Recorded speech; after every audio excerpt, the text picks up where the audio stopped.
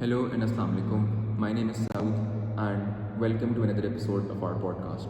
In today's episode, I will be talking about the largest annual event of Pakistan, which is highly anticipated throughout the year, which is the Pakistan Super League. Moving forward, let's see how the teams are faring so far in this edition. So let's have a look at the stats and figures so far. सबसे पहले बात कर लेते हैं मुल्तान सुल्तान की, जो कि last year के चैम्पियन भी थे और सो फार इस एडिशन में भी टॉप पे जा रही है ये टीम। पाकिस्तान के स्टार बॉय मोहम्मद रिजवान की कप्तानी के अंडर ये टीम खेल रही है और अभी तक सबसे बेहतरीन कारकर्दगी इसी टीम की जा रही है और सिर्फ अभी तक एक मैच हारे हैं। देखा जाए तो इनके टॉप ऑर्डर में शान और रिजवान दोनों बहुत अच्छा ओपन कर रहे हैं। मिडिल ऑर्डर में टिम डेविड, जो कि वैसे ही बहुत मशहूर है फ्रेंचाइज क्रिकेट में, उसके साथ सरप्राइजिंगली खुशदिल शाह और उसके अलावा राइली रूसो, तो आपको पता ही कितने बड़े प्लेयर हैं। और इमरान ताहिर का भी बहुत बड़ा हाथ है मुल्तान की सक्सेस में। और देखा जाए तो तीनों एरियाज़ में मिडिल ऑर्डर, टॉप ऑर्डर और बॉलिंग, इन तीनों एरियाज़ में मुल्तान काफ़ी स्ट्रॉन्ग है और मुल्तान की मैनेजमेंट को भी इसमें बहुत ज़्यादा क्रेडिट जाता है। अब आ जाते हैं लाहौर कलंदर की तरफ, जो कि इस टाइम चार्ट में सेकंड नंबर पे है।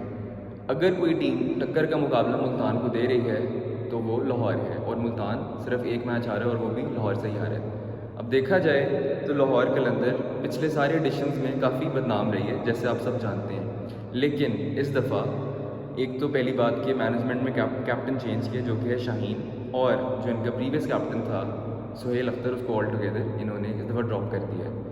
और फ़खर जमान, जो कि इस PSL का टॉप स्कोरर है, वो भी लाहौर कलंदर में ही है।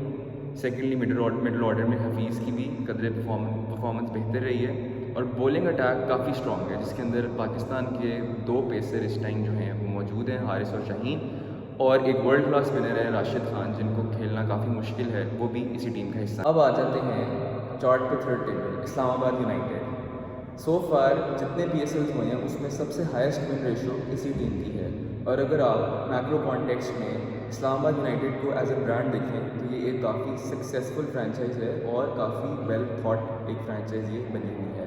लेकिन इस टाइम ये टीम काफ़ी मुश्किल हालात में है, क्योंकि फर्स्टली शादाब खान, जो कि इस PSL के हाईएस्ट विकेट टेकर भी हैं, लेकिन वो अब इंजर हो चुके हैं। और उसके साथ ही एलेक्स सेल्स ने भी PSL से ऑप्ट आउट कर लिया है और पॉल स्टर्लिंग भी वापस अपने मुल्क को चले गए हैं। सो ये एक मुश्किल खड़ी होगी इस्लामाबाद के लिए। अब आ जाते हैं फोर्थ टीम के ऊपर, जो कि है पेशावर। अच्छा, पेशावर के जो कैप्टन है वहाब रियाज, उनकी परफॉर्मेंस इस साल कुछ खास नहीं रही और जो एक्सपेक्टेड था कि इनके ओपनर्स बहुत अच्छी एग्रेसिव पार्टनरशिप करेंगे, जिसमें अकमल और जज़ई हैं, उन दोनों ने भी बहुत अच्छा नहीं खेला। और हैदर अली, जिनसे थ्रू आउट द ईयर बहुत एक्सपेक्टेशन रही है, वो भी इंटरनेशनल क्रिकेट और PSL दोनों में कुछ खास कारकर्दगी नहीं दिखा सके। अब आ जाते हैं सरफराज अहमद की टीम पे, जिनका टेम्परमेंट तो आप सब जानते ही हैं। अब इनकी टीम जो है वो भी काफ़ी मुश्किलात में, क्योंकि इनके एक तो शाहिद आफरीदी इंजर हो चुके हैं, दूसरा मोहम्मद नवाज़ भी इंजर हो चुके हैं और इनकी डिपेंडेंसी जो है वो बहुत ज़्यादा इंडिविजुअल प्लेयर्स पे है, जैसे कि विल स्मीड हो गए, जेसन रॉय हो गए, और वन ऑफ परफॉर्मेंसेज अगर उमर अकमल और सरफराज से आप एक्सपेक्ट कर लें, वरना उसके अलावा ये टीम भी काफ़ी मुश्किलात से दो चार। अब आ जाते हैं लास्ट टीम, कराची किंग्स। बेचारे अब देखा जाए तो ये वर्स्ट परफॉर्मर हैं और इनकी विनिंग रेशो सबसे कम रही है throughout all editions of PSL।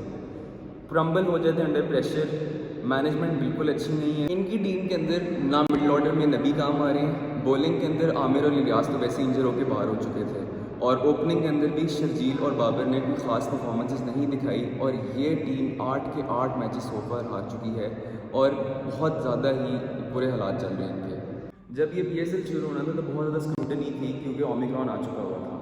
लेकिन देखा जाए तो PCB को बिल्कुल हमें अप्रिशिएट करना पड़ेगा कि जिस तरह से उन्होंने management, organisation, covid mitigation, broadcasting right, TV rights और सिक्योरिटी और सारी चीज़ों को देखा जाए तो प्लेयर्स की वेलबींग, जिसके अंदर उनको बहुत ज़्यादा क्वारंटीन और कोविड बबल्स के साथ ट्रैवल करना पड़ता है, वो एक काफ़ी हेक्टिक काम है। कमेंट सेक्शन में ज़रूर बताइएगा कि क्या आप मेरी बात से एग्री करते हैं और आपके ख्याल में सबसे अच्छी टीम और सबसे अच्छे प्लेयर कौन से हैं और किन की परफॉर्मेंसेस अच्छी जा रही हैं या बुरी जा रही हैं। And also don't forget to like, subscribe and share. Thank you.